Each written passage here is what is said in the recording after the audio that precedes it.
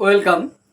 নিয়োগ দুর্নীতিতে আবার নতুন করে সিবিআই সুপ্রিম কোর্টের মামলায় হাত তুলে নিল রাজ্য সরকার। তাহলে কি এবার আবার রাঘব বোয়ালদা ধরা পড়বে?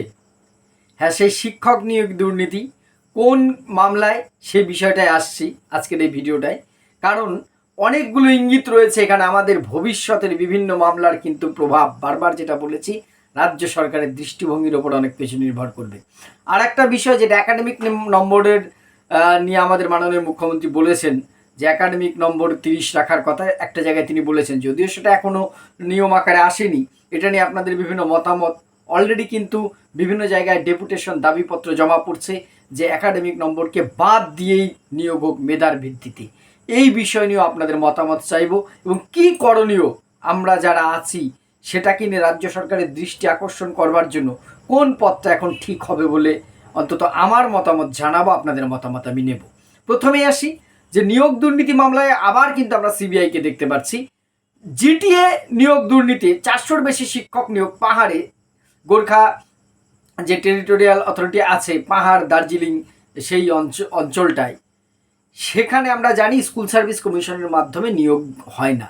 স্কুল সার্ভিস কমিশনের নিয়োগের যে ফলাফল আমরা 16-র একটা আস্ত প্যানেল, মানে যোগ্য শিক্ষক সহ সেই বাতিল হয়েছে আমরা দেখেছি। 32,000 প্রাইমারি শিক্ষকের ভাগ্য ঝুলছে। তার মাঝখানে কিন্তু সবচেয়ে বড় ব্যাপার, জিটিএতে সিবিআই ঢুকছে 400 নিয়োগের জন্য। আপনাদের অনেকেরই মনে হতে 26,000 32,000 গেল, আপনি কোথা থেকে একটা 400 শিক্ষকের দুর্নীতি, এটা কোনো দুর্নীতি হলো নাকি আমাদের নাকের নস্যি? কিন্তু এর সিগনিফিক্যান্সটা বোঝানোর জন্য আমি কিন্তু আজকের কথাগুলো একটু বলছি যে কি প্রেক্ষিতে সিবিআই আসছে। দেখুন, সিবিআই এখানে আসার মূলে হচ্ছে কলকাতা হাইকোর্ট রায় দিয়েছিল সিবিআই তদন্তের। জিটিএতে যে নিয়োগ হয়েছে সেখানেও দেদার দুর্নীতি হয়েছে। এবারে রাজ্য সরকার ডিপেন্ড করে চলে গেছিল কোথায়? সুপ্রিম কোর্টে। সিবিআই তদন্তে স্টে চলছিল। যারা চুরি করে চাকরি পেয়েছিলেন এবং যারা চাকরিগুলো বেচেছিলেন মহাচোর, তারা কিন্তু স্বস্তির নিঃশ্বাসে ছিলেন। এইবার খেলাটা ঘুরেছে কি, সরকার চেঞ্জ হয়েছে। এইবার সরকার সুপ্রিম কোর্ট থেকে বলছে মামলা প্রত্যাহার করে নেব। গতকালকেই সম্মানীয় মুখ্যমন্ত্রী কিন্তু একটি সাংবাদিক বৈঠকে এই কথা বলেছেন নবান্ন থেকে, যে আমরা জিটিএ মামলায় সিএসকে বলা হয়েছে, চিফ সেক্রেটারিকে, সুপ্রিম কোর্টে রাজ্য সরকার যে ঘাটের করি খরচা করে মামলা লড়ছিল দুর্নীতির বিরুদ্ধে, আমরা মামলা লড়বো না।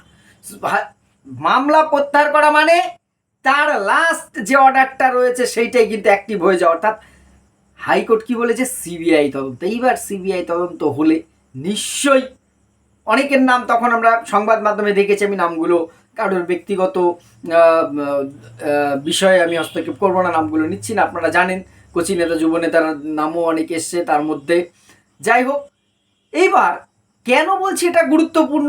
দেখুন, অনেকগুলো মামলা কিন্তু এরকম রয়েছে। হয় রাজ্য সরকার লড়ছে চোরদের বাঁচাতে, কোথাও যোগ্যদের ঢাল করে চোরদের বাঁচানোর চেষ্টা করে যে 16-র প্যানেলটা গেছে, আপনারা খুব ভালো জানেন। আমি বারবার বলেছি যোগ্য যারা তাদের পক্ষে আমি প্রথম দিন থেকে ছিলাম, আজও আছি। কিন্তু এই যোগ্য অযোগ্য যেটা বাছার দায় কার ছিল? প্রথমত যোগ্য অযোগ্যর প্রশ্নটা আসলোই কেন? চুরি করেছিলে তোমরা সেই সময় এসএসসি, যার দায়িত্ব ছিল তার কর্তা ব্যক্তিরাই জেলে চলে গেছে, তারা চাল কাকড় আলাদা করলো না, ফলে প্যানেল বাতিল হয়েছে। তা নিয়ে হাজারটা প্রশ্ন থাকতে পারে। কিন্তু এই যে বিভিন্ন মামলায় দেখুন 32,000-এর যে মামলাটা রয়েছে এর পরবর্তীতে, এবং স্কুল সার্ভিস কমিশনের বিভিন্ন মামলাগুলো রয়েছে, এর প্রভাবটা যেটা বারবার বলছিলাম, রাজ্য সরকারের দৃষ্টিভঙ্গির ওপর কিন্তু অনেক কিছু নির্ভর করবে। এই একটা জায়গা থেকে কিন্তু দৃষ্টিভঙ্গি বোঝা যাচ্ছে যে যা গেছে রাজ্য সরকার আগের দুর্নীতিকে ডিপেন্ড করবে না পয়সা খরচা করে ট্যাক্সের টাকায়। অবশ্যই এটা যদি আপনি রাজনৈতিক দৃষ্টিভঙ্গি থেকে দেখেন সেটাও দেখতে পারেন। এবারে জিটিএতে 400 শিক্ষকের চাকরির ভবিষ্যৎ কি হবে, অপরাধীরা কতটুকু শাস্তি পাবে আমি জানি না, কিন্তু এই যে বিভিন্ন মামলাগুলো এতদিন একটা জায়গার থেকে রাজ্য সরকার কিন্তু লড়ছিল, এবারে কিন্তু তার অবস্থানটা স্পষ্ট করলে ছোট্ট একটা ইঙ্গিত। ফলে এই 32,000 মামলার ওপরে যেমন প্রভাব পড়বে, পড়তেই হবে। আমি জানি না, আমি চাই না যোগ্যদের চাকরি যাক, সেটা আমার এতদিন ধরে যারা আমার ভিডিওগুলো দেখেন, আমার ক্লাস করেছেন, তারা জানেন নিশ্চয়ই, সেই প্রমাণ আমাকে দিতে হবে না আজকে। কিন্তু যারা যোগ্যদের ঢাল করে ওই টাকা দিয়ে চাকরি কিনে বসে আছেন তাদের কিন্তু এই সরকার ডিপেন্ড করবেন, তাদের হয়ে কিন্তু ওই আদালতে লড়বে না, এটা কিন্তু বোঝা যাচ্ছে। সাথে সাথে স্কুল সার্ভিস কমিশনের এসএলএসটির যে বিভিন্ন মামলাগুলো রয়েছে ভবিষ্যতে, সেখানেও কিন্তু রাজ্য সরকারের অবস্থানটা, আমার অন্তত যেটুকু আমি বুঝি, আমার বোঝায় ভুল হতেই পারে, অবস্থান কিন্তু বদল হতে চলেছে। সেটা আপনি 10 নম্বরের মামলায় বলেন, অন্য কিন্তু বহু মামলা আছে, আমরা নিজেরাও জানি না। অনেকেই বলছেন ওই কটা মামলা, বহু মামলা, শয়ে শয়ে মামলা হয়েছে কিন্তু চাপা পড়ে আছে। এটা কিন্তু মাথায় রাখবেন, কোন মামলাটা কখন হাইকোর্ট বা সুপ্রিম কোর্টে শুনানির জন্য পরবর্তীতে আসবে, এবং সেই প্রেক্ষিতে দেখুন স্কুল সার্ভিস কমিশনকে নোটিশ সার্ভ করা হবে, রাজ্য সরকারকে পার্টি করলে সেখানে নোটিশ সার্ভ করতে হবে। অর্থাৎ স্কুল সার্ভিস কমিশন মানেই এখানে রাজ্য সরকার, নাম আলাদা হলেও, ফলে তার অবস্থানটা কিন্তু অন্যরকম হবে। এর ক্ষেত্রে কিন্তু ভবিষ্যতে অনেক রকম কিছুর ওলট পালট বা পট পরিবর্তন হতে পারে যদি সেরকম সিচুয়েশন হয়।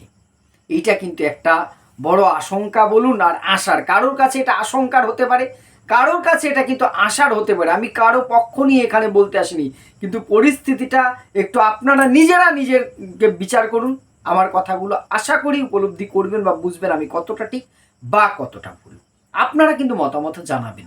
আরেকটা বিষয় যেটা বলছিলাম, একাডেমিক নম্বর, অনেকেরই একটা দাবি যে একাডেমিক নম্বরটা তুলে দেওয়াই ভালো। আমি এখানে একটা কথা আগের দিন বলেছিলাম, একাডেমিক নম্বর যতটা সম্ভব কম, ভাইবা ইন্টারভিউকে আরও কমিয়ে দেওয়া, 5-এর বেশি তো দেওয়াই উচিত না, এবং সেখানে একটি নিয়ম করা উচিত, ওখানে প্রেজেন্ট হলেও 1-2 অন্তত প্রত্যেককে দিতে হবে, একটা নির্দিষ্ট মার্ক ঠিক করে দেওয়া উচিত। প্রেজেন্ট হলে সবাই 1 বা 1.5 পাবে, ওই যতটা কম রাখা যায় ফ্যাক্টর। একাডেমিক সত্যি একটা বৈষম্য হচ্ছে কাদের সাথে, পুরনো স্টুডেন্টদের সাথে বর্তমান স্টুডেন্টদের। আমি আগের দিনও একটি কথাই বলেছি, বর্তমান সব ছেলে মেয়ে পড়াশোনা না করে নম্বর পায়, এই কথা যদি আপনি বলেন আমি আপনার দলে নই। বহু ছেলে মেয়ে, বেশিরভাগ ছেলে মেয়ে যথেষ্ট পড়াশোনা করেছেন, তাদের সিস্টেমে তারা যদি নম্বর পেয়ে, এখানে তাদের তো কোনো অপরাধ নেই। আর পুরনো আমলে আমি কম নম্বর পেয়েছি মানে আমি এখন হলে একেবারে 100% নম্বর পেতাম, এই দলেও আমি নই। পুরনো আমলে সবাই যে নম্বরের উল্টোপাল্টা হয়েছে সেটাও আমি বলছি না, কিন্তু এটা তো মানবেন যে বিভিন্ন ইউনিভার্সিটির মধ্যে উচ্চশিক্ষায় নম্বরের বিভেদ হয়। মাধ্যমিকটা তো নয় সারা রাজ্যে একরকম, উচ্চ মাধ্যমিকটা একরকম, খেলা তো শুরু হয় তারপর থেকে। অনেক ইউনিভার্সিটি আছে তাদের নামে সুনাম বলেন আর বদনামি বলেন যে নম্বর দেয় না, তারা কার্পণ্য করে, এখন না করলেও আগে তো করতোই। আছে না অনেক ইউনিভার্সিটি। ফলে একটা ইউনিভার্সিটির ছেলেরা একই স্ট্যান্ডার্ডে পড়াশুনো করে দেখা গেল 60 বা 60 অ্যাবভ পেয়েছেন, সেই স্ট্যান্ডার্ডে পড়াশোনা করে অনেক ইউনিভার্সিটি ছেলে 50% তুলতে যে কালঘাম ছুটে গেছে। এটা আপনি স্বীকার করুন না করুন, একটু ট্যালি করুন, এটা কিন্তু হয়েছে। এটা আগেও ছিল, এখনও কম বেশি, এবার এটা হওয়াটার মধ্যেও কোনো আমি মনে করি এরকম, এগুলোও ভবিষ্যতে ভাবনার জায়গা আছে। ইউনিভার্সিটিগুলোকেও একটা জায়গায় আনা উচিত আমার মনে হয়, না হলে এই তফাৎটা সারা জীবনই থেকে যাবে। যাই হোক, সে প্রসঙ্গে যাচ্ছি না। ফলে একাডেমিক নম্বরটা কিন্তু বহু শিক্ষার্থীর মধ্যে বৈষম্য সৃষ্টি করে, বহু ক্ষেত্রে বৈষম্যটা হয়। আমার মনে হয় একাডেমিক নম্বরটাকে যতটা সম্ভব কমিয়ে আনার দরকার। সেইটা আজকের বিষয় নয়, এটা নিয়ে কিন্তু বহু জায়গায় দাবিপত্র শুরু হয়ে গেছে। বিভিন্ন সাংসদ সুকান্ত মজুমদারকে বা শিক্ষা দপ্তরে ডেপুটেশন দিচ্ছে বিভিন্ন প্রার্থীরা। আমার মনে হয়, আমার সাজেশন বা আমার মতামত, যে আপনারা এই বিচ্ছিন্ন বিক্ষিপ্তভাবে এইরকম না করে একটা জায়গায় ইউনিটি হন। এখন প্ল্যাটফর্ম আছে, সোশ্যাল মিডিয়ায় বহু প্ল্যাটফর্ম তৈরি করা যায় খুব সহজেই। দাবিটার সাথে যেহেতু সবাই আশা করি একমত হবেন বেশিরভাগ জনই, এই ইন্টারভিউ এবং একাডেমিকের নম্বরটা মিনিমাম করে দেওয়া বা তুলে দেওয়া, এই দাবিতে সামনের সপ্তাহে বা জুনের প্রথমেই আমরা যা শুনতে পাচ্ছি সংবাদপত্রে, নতুন শিক্ষামন্ত্রী আসবেন, তাদেরকে ডেপুটেশন দিন, সিএম এর কাছে জানান। এইটা নিয়ে একটা, আমি বলছি না একদম পথে নেমে লড়াই আন্দোলন, সেই সময় এখনো আসেনি, আপনারা দাবিপত্রগুলো জানান। এই দাবিটার সাথে আমি অন্তত সহমত পোষণ করছি। এইগুলো কিন্তু ইন্টারভিউ, ডেমনস্ট্রেশনে 20 নম্বর 25 নম্বর, এগুলো বহু তফাৎ করে ফেলে। কাউকে 10 আর কাউকে 19 যদি দিয়ে দেওয়া হয়, সেই জায়গা, সেই গ্যাপ কিছুতেই পূরণ করা সম্ভব নয়। এগুলো ইন্টারভিউ নম্বর 5-এর বেশি কোনো জায়গায় থাকাই উচিত না। আর এই একাডেমিক নম্বরটাকেও অনেক বেশি কমিয়ে আনা প্রয়োজন। এই একাডেমিক নম্বরটা কিন্তু বিরাট দূরত্ব তৈরি করে, কারণ আমি নিজে জানি, এক সময় আমিও ভুক্তভোগী ছিলাম, যাই হোক সেই ইতিহাসে যাচ্ছি না। কিন্তু এই দাবিটাও মনে হয় আপনারা একটু সিস্টেমেটিক বিষয়টাকে আগান। আর আপনাদের কি মতামত এই বিষয় নিয়ে, আমি ভুল হলেও আমাকে ধরিয়ে দেবেন অবশ্যই। আপনাদের মতামত অবশ্যই কমেন্ট বক্সে জানাবেন। ধন্যবাদ।